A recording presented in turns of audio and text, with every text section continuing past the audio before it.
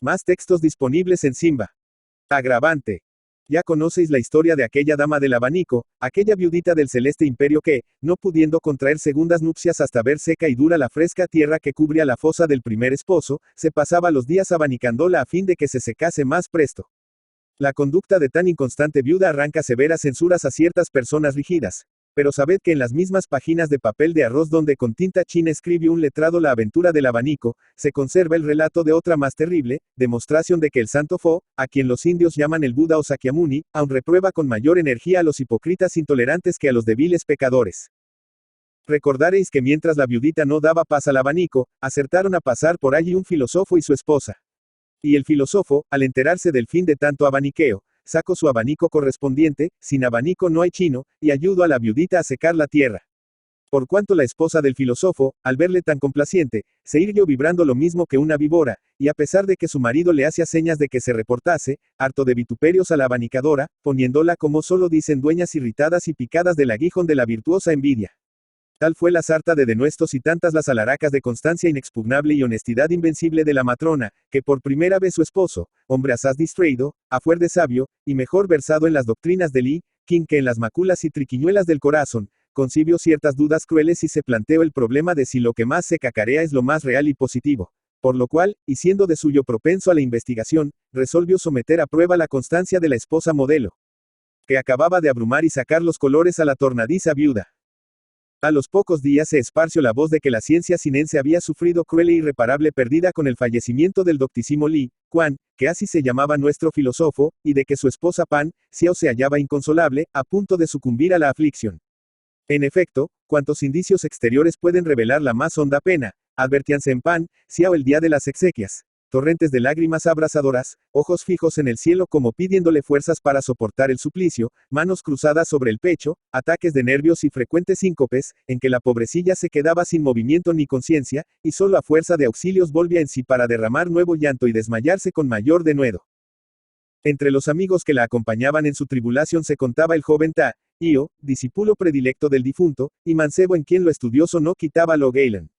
Así que se disolvió el duelo y se quedó sola la viudita, toda suspirona y gemebunda. Ta Io se le acercó y comenzó a decirle, en muy discretas y compuestas razones, que no era acuerdo afligirse de aquel modo tan rabioso y nocivo a la salud, que sin ofensa de las altas prendas y singulares méritos del fallecido maestro, la noble Pan Xiao debía hacerse cargo de que su propia vida también tenía un valor infinito y que todo cuanto llorase y se desesperase no serviría para devolver el soplo de la existencia al ilustre y luminoso Li Kuan.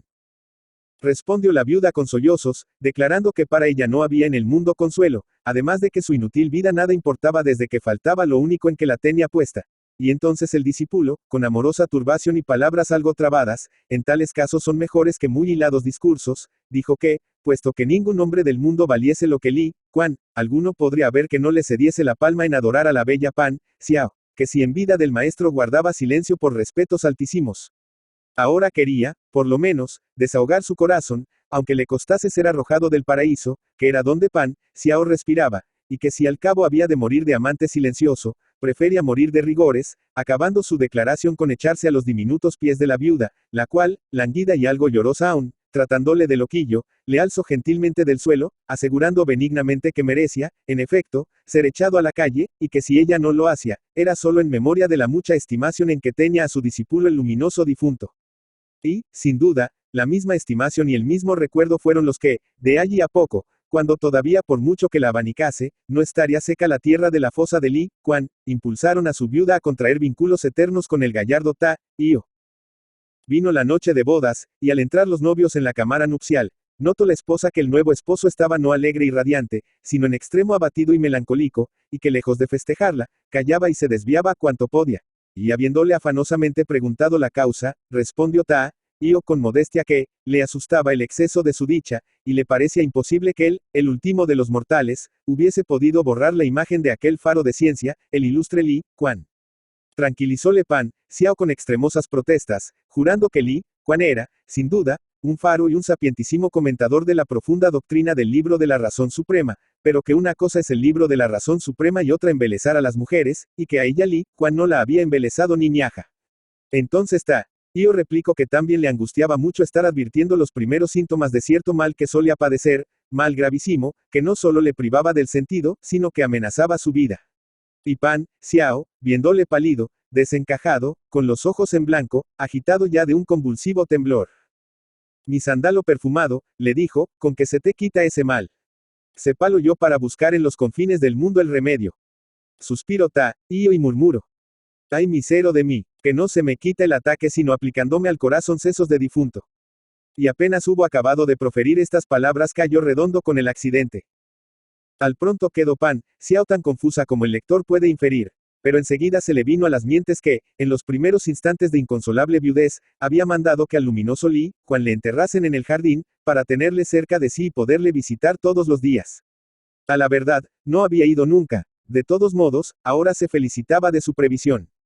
Tomó una linterna para alumbrarse, una azada para cavar y un hacha que sirviese para destrozar las tablas del ataúd y el cráneo del muerto, y resuelta y animosa se dirigió al jardín, donde un sauce enano y recortadito sombreaba la fosa. Dejó en el suelo la linterna y el hacha, dio un asadonazo, y enseguida exhaló un chillido agudo, porque detrás del sauce surge una figura que se movía, y que era la del mismísimo Li, Quan, la del esposo a quien creía cubierto por 2 palmos de tierra. Sierpe escamosa, pronunció el filósofo con voz grave, arrodíllate. Voy a hacer contigo lo que venías a hacer conmigo, voy a sacarte los sesos, si es que los tienes. Entre mi discípulo Io y yo hemos convenido que sondaríamos el fondo de tu malicia, y, sobre todo, de tu mentira.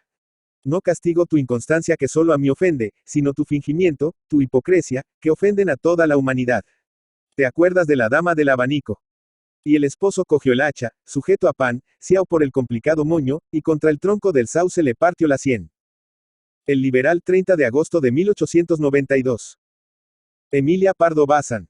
Emilia Pardo Bazán, La Coruña, 16 de septiembre de 1851, Madrid, 12 de mayo de 1921, Condesa de Pardo Bazán, fue una noble y aristócrata novelista, periodista, ensayista, crítica literaria, poeta, dramaturga, traductora, editora, catedrática y conferenciante española introductora del naturalismo en España.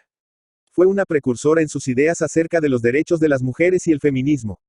Reivindicó la instrucción de las mujeres como algo fundamental y dedicó una parte importante de su actuación pública a defenderlo. Entre su obra literaria una de las más conocidas es la novela Los Pasos de Ulloa, 1886. Pardo Bazán fue una abanderada de los derechos de las mujeres y dedicó su vida a defenderlos tanto en su trayectoria vital como en su obra literaria. En todas sus obras incorporó sus ideas acerca de la modernización de la sociedad española, sobre la necesidad de la educación femenina y sobre el acceso de las mujeres a todos los derechos y oportunidades que tenían los hombres. Su cuidada educación y sus viajes por Europa le facilitaron el desarrollo de su interés por la cuestión femenina. En 1882 participó en un congreso pedagógico de la Institución Libre de Enseñanza celebrado en Madrid criticando abiertamente en su intervención la educación que las españolas recibían considerándola una doma, a través de la cual se les transmitían los valores de pasividad, obediencia y sumisión a sus maridos. También reclamó para las mujeres el derecho a acceder a todos los niveles educativos, a ejercer cualquier profesión, a su felicidad y a su dignidad.